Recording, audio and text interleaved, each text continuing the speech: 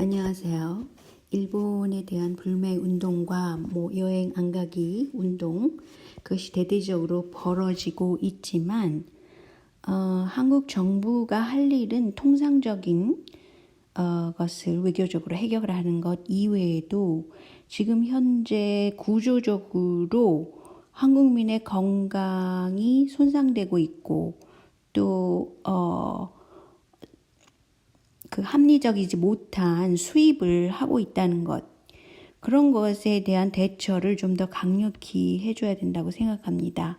그 예로 지금 현재 문제가 돼 있는 일본산 석탄재 수입, 이게 세계 각국마다 지금 쓰레기를 어떻게 처리를 하지 못해서 그것을 다른 나라로 보내면서 돈을 지불하는 겁니다. 쓰레기 처리 비용이죠. 그런데 한국이 인근국이기도 하지만 일본으로부터 이렇게 계속 수입하고 있나 봐요. 근데 특히 석탄재를 수입해다가 그것을 건축에다가 쓰는 것 같아요. 시멘트 업체가 계속해서 일본 석탄재를 수입하는데 말이죠. 이게 일본이 지불하는 것은 지원금이 아닙니다. 이것은 쓰레기 처리 비용이죠. 그래서 이것을 매년 상당한 규모의 그런 돈이 들어오니까 이 시멘트 업체에서는 그 돈을 받고 싶어서 그 석탄재를 시멘트를 사용할 때 아마 같이 쓰는 것 같아요. 그렇다면 그 시멘트가 건축재로 들어갈 텐데 그 사실은 솔직히 그 석탄재가 어디서 나오는 건지도 불확실하잖아요.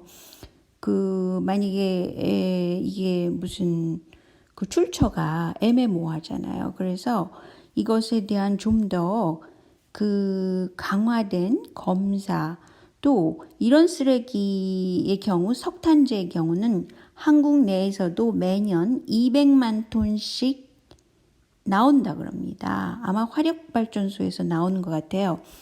그런데 이것을 매립하고 있다고 그래요. 한국에서 나오는 석탄재는 매립하고 일본에서 나온 석탄재를 수입하는 게 시멘트 업체가 있다는 것이죠. 그러니까 시멘트 업체에서는 일본산 이 석탄재를 들여다가 시멘트랑 섞어서 아마 사용을 하고 또 일본 정부에서 쓰레기 처리 비용으로 주는 것을 또 받고 이렇게 이중적으로 이익이 있으니까 이 업체들이 계속 하는 것 같습니다. 이것에 대해서 철저히 조사를 하고 일단은 그게 건강 문제가 제일 중요하잖아요. 건강에 위배가 되면은 이것을 중단하고 그 비용이 어느 정도 드는지 산출해서 정부에서는 이런 것에 대해서 어떻게 처리를 한다는 것을 보여줘야 된다고 생각합니다. 이거 청와대 청원만 있는 것으로 그쳐서는 안 되겠죠? 그리고 또 다른 문제가 뭐가 있냐면요.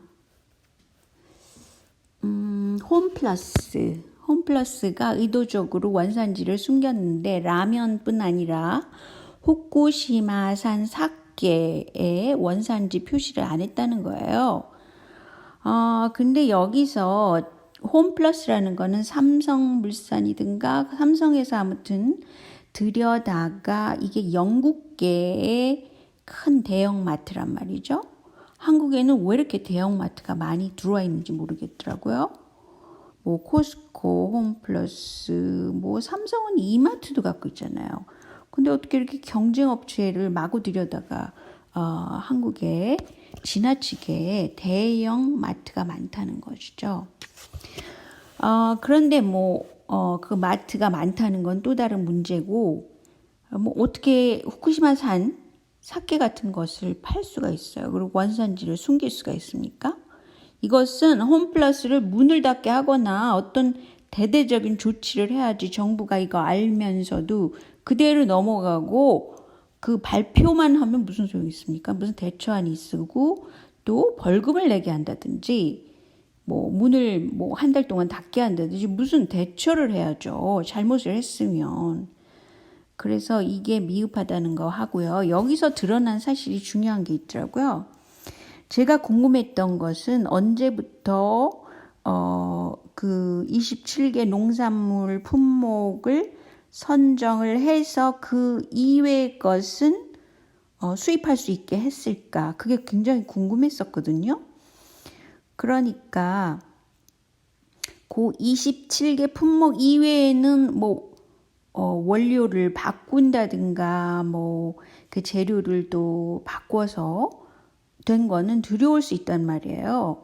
그러니까 이 수입 업체들이 얼마나 머리를 잘 씁니까? 그래서 얼마든지 변경해서 들여올 수 있는, 가령 뭐 쌀은 안 되지만 삭개는 된다든가, 그리고 이렇게 원산지 표시까지 안 한다는 거 굉장히 큰 문제죠. 이렇게 버젓이 잘못을 저질렀을 때는 그에 상응하는 좀 더 강력한 벌금이라도 물려야 된다고 생각합니다.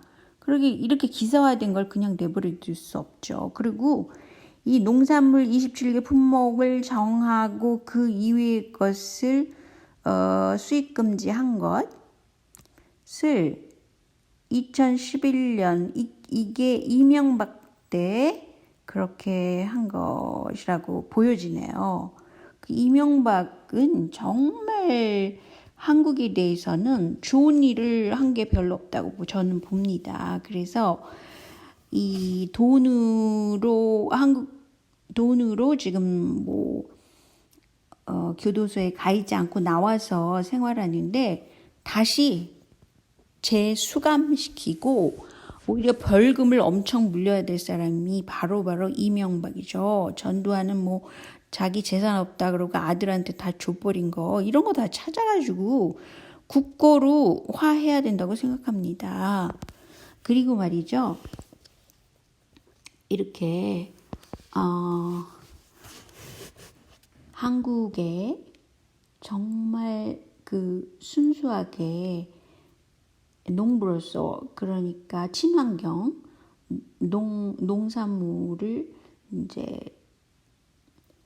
생산을 해가지고 그것이 소비가 안 되니까 그 판로가 마땅치 않아서 너무 속상해서 자살까지 하신 분들이 있어요. 그래서 여기 이렇게 주소 그런 게 있으니까 되도록 이 농산물, 친환경 농산물, 그리고 이 돌아가신 분들이 얼마나 선량하게 생겼습니까? 이렇게 농부들이 우대받지 못하고 농산물의 유통 구조가 막혀 있는 것과 다름없죠. 이런 사회는 선진국이 아니죠. 후진적인 이런 시스템을 빨리 고쳐야 된다고 생각합니다. 그리고 이렇게 선하고 착하신 분들이 그 억울해서 아마 돌아가셨을 것 같아요. 이런 분들이 좀 줄어들었으면 좋겠고요. 일본의 경우는 이 불매 운동이 한국에서 이렇게 굉장히 심하게 일어났는데도 불구하고 일본 언론에서 보도를 안 한답니다. 그래서 일본의 언론 통제 현실이 얼마나 충격적인지 아무도 이것에 대해서 얘기를 안 하고 있다고 그래요. 그런데 이렇게 언론 통제뿐 아니라 찬성 반대 조사에까지도 이 조작된 걸 내보이는 게 나타났어요. 뭐냐면은 한국을 화이트 리스트에서 제외시켜도 될까요? 뭐 찬성합니까? 대체로 반대합니까? 라는 것을 의견을 공모를 했는데 무려 95% 이상이 찬성한다고 그랬대요. 그러니까 제외시켜라. 세상에. 찬반을 하는데 이렇게 95%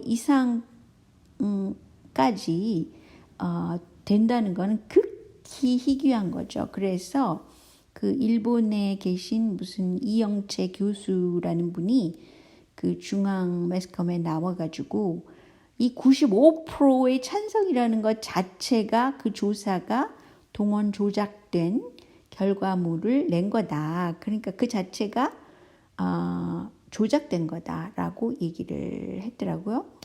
흥미롭죠. 그런데 이 일본 우익들은 좀 약간 그 합리적이지 못한 사람들인 것 같아요. 그리고 이 언어를 사용하는 데 있어서도 보통 사람의 그 기준을 뛰어넘는 정말 몰상식한 그런 사람들의 부류라고 볼 수가 있어요. 왜 그랬을까? 왜 이런 사람들의 부류가 어떻게 이렇게 일본의 고위직 관료가 됐을까? 정말 일본 걱정되는 데가 많아요, 지금. 근데 이 고노다로 외무상이라는 작자가 한국의 후쿠시마산 수출을 안 하면 750만 한국 관광객이 와서 먹어준다. 이 말을 했기 때문에 한국 사람들이 더 관광을 가기 싫어했던 거 기억하시죠? 근데 이번에는 한국 관광객이 안 오면 중국인, 1억 중국인이 와서 먹어준다. 이렇게 말을 했나 봐요. 진짜 이 사람은 정말 유치한 수준의 그런 사람이 어떻게 중책을 맡고 있는지 좀 한심하죠. 한마디로. 한심하다. 한마디로 그렇습니다. 그래서 오늘은 제가 이제 경기도 우리 이재명 지사님이 있는 그 경기도에서는 이렇게 소규모나마 원산지 표시가 정확히 되어 있는지만 아닌지 그런 거를 조사하는 그런 식품 안전을